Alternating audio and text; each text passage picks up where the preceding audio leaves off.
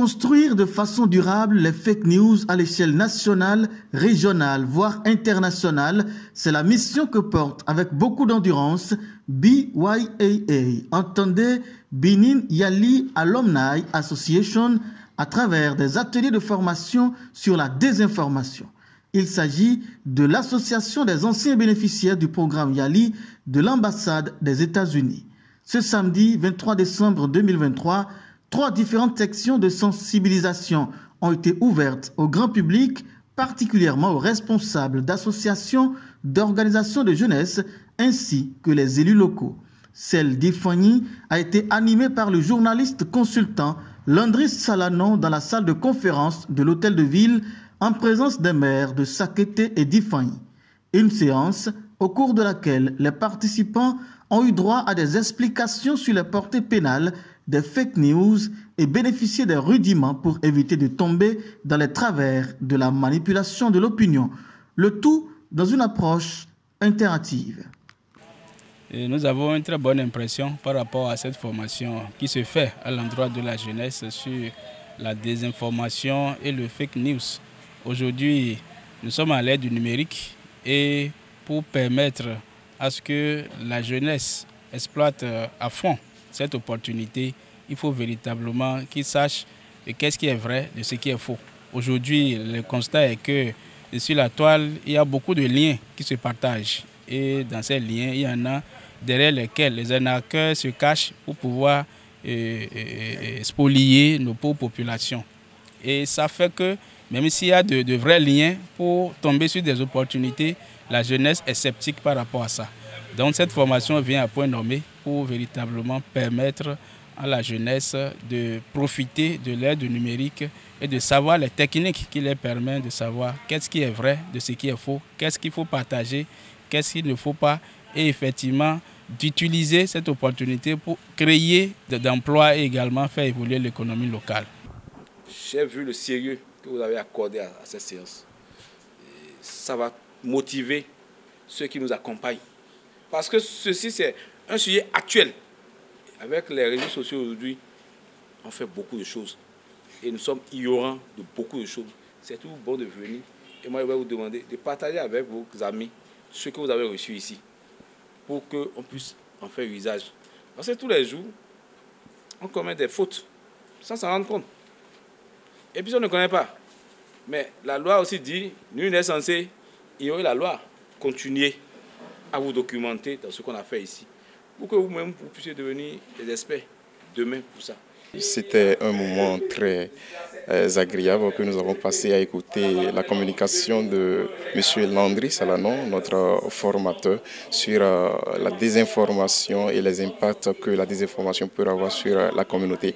Et surtout parce que nous autres, nous sommes de la jeune génération, nous constituons donc une source pour le développement de notre communauté. Nous devons être informés, comme l'avait si bien dit le conseiller juridique de l'Assemblée, du président de l'Assemblée nationale.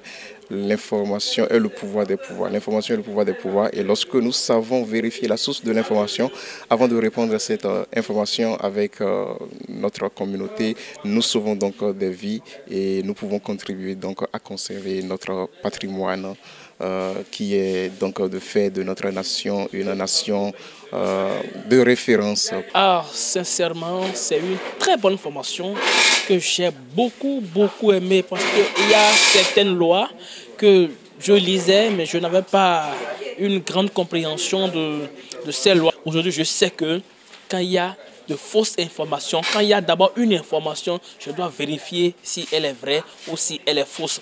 Et l'autre chose, l'esprit nous a donné tous les moyens possibles pour détecter une information, pour savoir si elle est vraie ou si elle est fausse. Sincèrement, si je ne venais pas ici, je vais regretter cette formation-là. Et pour les initiateurs de cet atelier, ce fut un rendez-vous de succès. Alors, le BYAA, c'est l'association des boursiers du programme YALI. Et nous avons un groupe Facebook dans lequel nous interagissons régulièrement.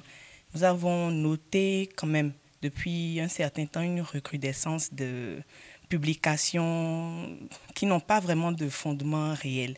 Et nous nous sommes dit que si déjà à nous, notre niveau, nous avons un peu de mal parfois à déceler les bonnes informations des fausses. Ce serait beaucoup plus facile pour des personnes qui n'ont aucune connaissance de ce que c'est que des fake news de tomber dans le panneau.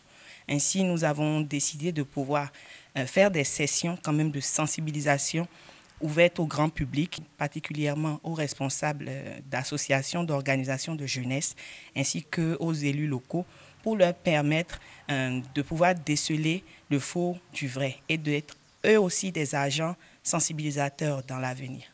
Alors, je ressors vraiment satisfaite de cette session.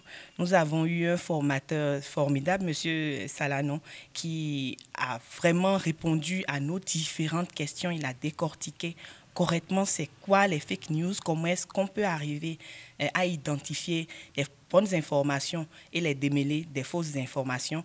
Et surtout, il nous a permis de ne plus pouvoir tomber, on va dire, dans les pièges de l'aspect légal que ça pourrait engendrer. Le fait de relayer, par exemple, une nouvelle qui n'est pas réelle, l'impact que ça peut avoir sur un jeune, c'est terrible. Donc, avec les différentes formations qu'il nous a données aujourd'hui, nous pouvons réellement éviter de tomber dans ces problèmes-là. Concomitamment à la session d'IFAI, le même exercice se déroulait à la Maison des Jeunes de Porto Novo et animé par Gamaï Léonce Davodonou, journaliste, expert média. Là aussi, les généralités sur les fake news, les conséquences de la désinformation et les moyens de les identifier pour les déconstruire ont été au cœur des échanges participatifs.